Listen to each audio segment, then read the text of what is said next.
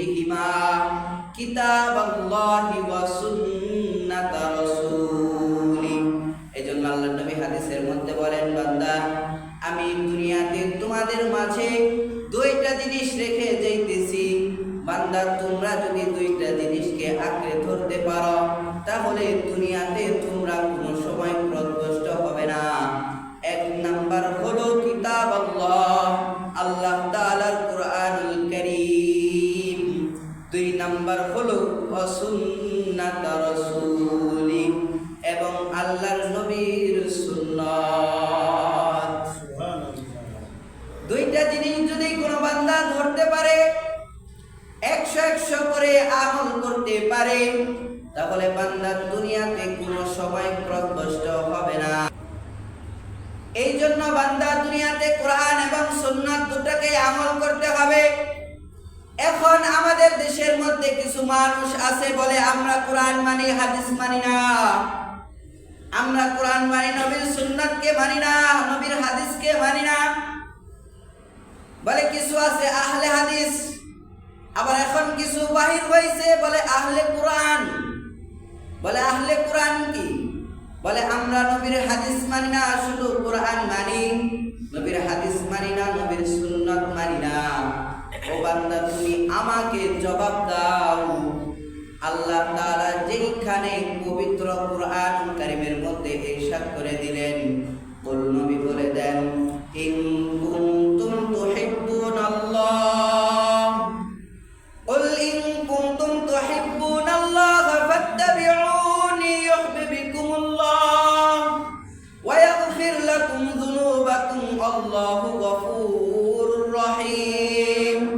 নবী আপনি বলে দেন, কেউ যদি আমি আল্লাহ তাআলাকে পেতে চাই, আল্লাহ তাআলাকে ভালোবাসতে চাই, তাহলে সেই বান্দা যাতে আপনি নবীকে ভালোবাসে, আপনার অনুসরণ করে। এখন নবীকে ভালোবাসার অর্থ কি? নবীকে অনুসরণ করার অর্থ কি? নবীকে অনুসরণ করার অর্থ নবী হাদিসের মধ্যে বলেন, মান আহাব্বা সুন্নতি ফাকাদ আহাব্বানি ওয়া মান আহাব্বানি কানা মাই ফিল জান্নাহ। যে বান্দাটা নবীর সুন্নতকে আঁকড়ে ধরবে, সেই বান্দাটা নবীর সাথে জান্নাতে চলে যাবে। মহব্বত তো করতে হবে নবীর সাথে।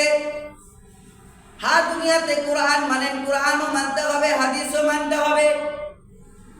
আপনি বলেন আমি কোরআন মানি, হাদিস মানি না, তাহলে তো আপনি মুসলমানের মধ্যে বলেন না, আপনি মুসলমানের মধ্যে পড়েন না। কারণ কি? আপনি নিজেই বললেন আমি কোরআন মানি। হ্যাঁ, যদি আপনি কোরআন মানেন, ধরলাম আপনি কোরআন মানেন, যদি কোরআনের প্রত্যেকটা আয়াত আপনি মানেন, তাহলে তো আপনি নবীকে মানার কথা। কারণ যে জায়গার মধ্যে কোরআনুল কারীমের মালিক স্বয়ং আল্লাহ পাক রব্বুল আলামিন পবিত্র কোরআনুল কারীমের মধ্যে ইরশাদ করে দিলেন, হে নবী আপনি উম্মতদেরকে বলে দেন, কেউ যদি আমি আল্লাহ তাআলাকে পেতে চাই, ভালোবাসতে চাই, তাহলে সেই বান্দা যাতে আপনি নবীকে ভালোবাসে, মহব্বত করে, আপনার অনুসরণ করে। তাহলে বান্দা তুমি কোরআন মানলা, হ্যাঁ আমি মানলাম তুমি কোরআন মানো। তুমি যদি কোরআনের প্রত্যেকটা আয়াত মানো, তাহলে তোমাকে নবীর সুন্নাত এবং নবীর অনুসরণ করতে হবে। এখন নবীর অনুসরণ যেই বান্দাটা করবে, নবীর সুন্নাতের উপর আমল যেই বান্দাটা করবে, ওই বান্দাটার হাসর নাসর হয়ে যাবে আল্লাহর নবীর সাথে।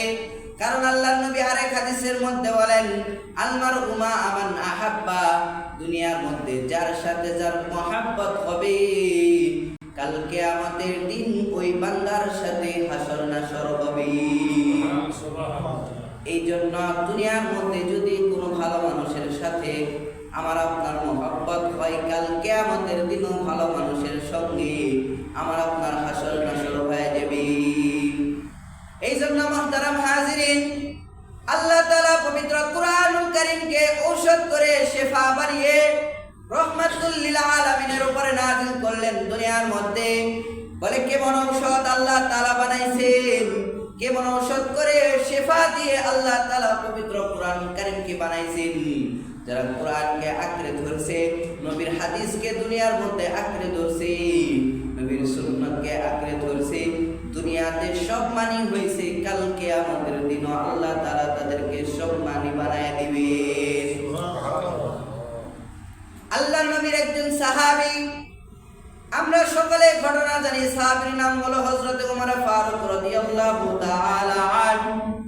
যে সাহাবীকে ইসলাম ধর্ম গ্রহণ করার পূর্বে বলা হতো বিশ্ব সন্ত্রাসী। বিশ্ব সন্ত্রাসী কিসের জন্য বলা হতো? যে বিশ্ব নবীর মাথা কাটার জন্য যেই লোকটা চাইতে পারে তাকে তো বিশ্ব সন্ত্রাসী বলা হবে। তাকে বিশ্ব সন্ত্রাসী ছাড়া আর কি বলা যাইতে পারে? যেই উমর বিশ্ব নবীর মাথা কাটার জন্য গেল, আর উমরের কাছে যখন কুরআন চলে আসলো, এমন দামি হযরত উমর হয়ে গেল। এখন হযরত উমরে দেখলে শয়তান পর্যন্ত 40 হাত দূর দেয়া যায়। সুবহানাল্লাহ বলেন না কেউ? এমন দামি হযরত উমর হয়ে গেল। কিসের জন্য এত দামি হলো?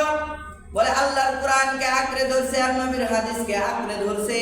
নবীর হাদিস এবং কোরআনকে আঁকড়ে ধরার কারণে এত সম্মান আল্লাহ তাআলা হযরত উমরকে দিয়া দিল। দুনিয়ার মধ্যে 10 জন সাহাবী ছিল জান্নাতের সুসংবাদ প্রাপ্ত, তার মধ্যে দ্বিতীয় নম্বরে ছিলেন হযরত উমর। শুধু তাই নয়, আল্লাহর নবী আরেক হাদিসের মধ্যে বলেন, লাউ কানা বাদি নাবিয়্যুন লাউ কানা উমর। আমি দুনিয়াতে শেষ নবী, আমার পরে যদি দুনিয়াতে কেউ নবুয়ত নিয়ে নবী হয়ে দুনিয়াতে আসতো, তাহলে আল্লাহ তাআলা হযরত উমরকে নবুয়ত দিয়া দুনিয়াতে পাঠাইতেন। এত সম্মান কিসের জন্য হযরত উমর পাইল? এর একমাত্র কারণ হলো কোরআন এবং আল্লাহর নবীর সুন্নাতকে আঁকড়ে ধরা। তাহলে কোরআন এবং সুন্নাত যারা আঁকড়ে ধরবে তাদেরকে আল্লাহ তাআলা দুনিয়াতে সম্মানী করে দিবে, আখিরাতে আল্লাহ তাআলা তাদেরকে সম্মানী করে দিবে। বলে কোরআন এমন একটা ঔষধ, যে কোনো রোগের মধ্যে লাগাই রোগ সুস্থ হয়ে যায়, ভালো হয়ে যায়। এসো কোরআনের আঙিনা, এসো শান্তির মোহনা, এসো কোরআনের আঙিনা।